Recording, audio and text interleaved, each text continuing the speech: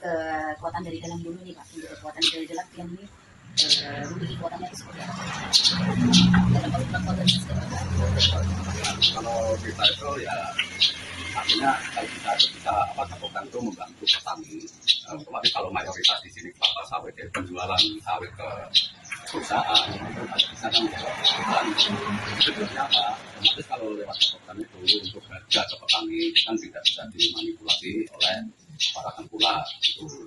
Oke, jadi memanfaatkan sumber daya manusia yang ada ya Pak ya. Ini Pak, dalam ini kan kalian akan berlatih kekuatan dari memanfaatkan SDM. Ini membaca peluang dari dalam ini Pak, dari internalnya sendiri. Kalau untuk membaca peluang, ini kan di wilayah kita Mantewe ini yang mayoritas notabene itu di kelapa sawit. Sementara ini untuk kelapa sawit itu kan jadi andalan lah untuk kebetulan, termasuk yang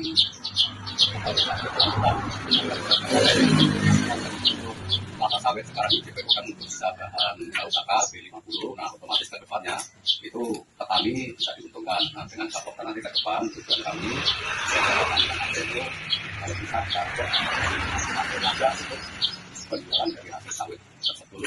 Nah, supaya nanti hasil sawit tersebut sesuai dengan ketentuan yang diproduksi oleh para penjual. Kelemahan sendiri Pak, kelemahannya ini seperti apa? Nah, kelemahan gabungan di sini karena untuk usaha sawit itu masing-masing petani ada ikatan dengan pemukul. Jadi untuk diajak bergabung di gabungan itu sulit karena mungkin dengan para pemukul dia kan selayani langsung kalau di gabungan ini kan artinya semua itu harus ada ketentuan. Nah, ketentuan itu artinya kan gabungan dengan modal yang kita kan tidak bisa melayani kayak yang kemudian dengan gabungan paling kemampuannya kan modal. Jadi kalau kasbon cuma bisa kayak pupuk, jadi tidak bisa kalau kebutuhan lain sifatnya. Tunai secara tunai itu dapat disita. Ancaman dari dalam sendiri seperti apa Pak? Kalau ada ancaman saya nggak ada. Itu Pak, ancaman dari luar. Kalau dari luar, mungkin ya bersaing dengan para pemukul pribadi aja itu kan dari luar.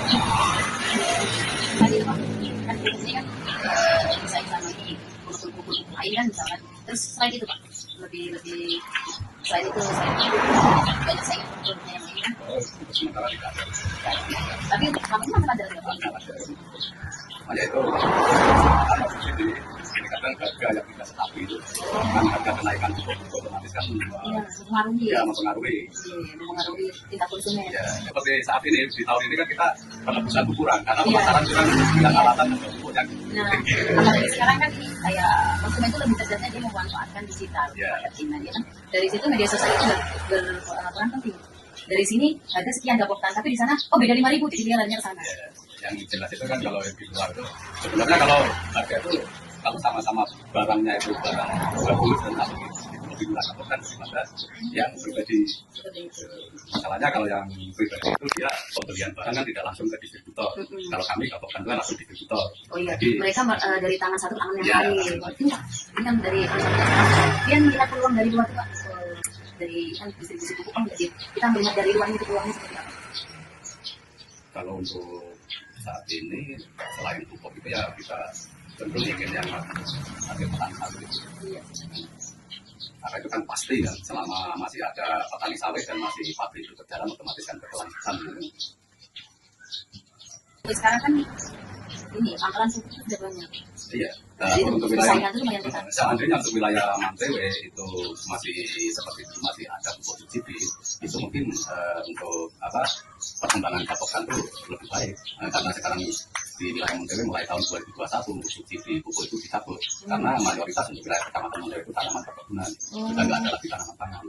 Masih ada ya. Sekarang yang mendapatkan pupuk subsidi kan di tanaman pangan kan. Ada 9 item kan itu yang disubsidi yang tanaman pangan. Terutama padi paling. Itu kan di Mantewe masih belum ada sawit kan padi kan Pak? Ya padi.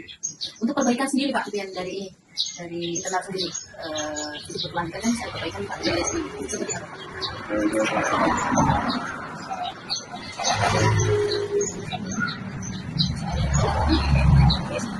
membaca peluang untuk peluang kedepannya itu kita bukan apa lagi. Untuk ini perbaikan secara internal kan tadi musyawarah dengan pengurus untuk keberlanjutan pupuk itu sendiri. Untuk dari eksternalnya Pak, untuk perbaikan eksternal. Kalau petani itu kalau misalkan mau menghidupkan pasokan dan jual beli CPS itu lebih bagus. Cuma kadang petani yang ada ini dia pola pikirnya itu beda, dalam arti beda. Dia merasa ada ikatan dengan pengepul, merasa nyaman karena terlayani di suatu saat dia perlu bantuan dan melalui dia merasa juga nyaman. Jadi mau keluar dari pengepul dia bergabung menghidupkan pasokan itu. Akhirnya kan berpikirnya sudah perasaan pengepul yang ada itu. Strategi sampean ini Pak untuk menghadapi ancaman kekuatan sampean seperti apa Pak untuk menghadapi ancaman itu? Kalau masalah menghadapi ancaman itu, Kekuatannya sampai punya. kekuatan itu yang jelas itu di pelayanan. Kan pelayanan, kalau pelayanan kita perbaiki, otomatis kan bisa berjalan. Terima kasih. Saya waktunya.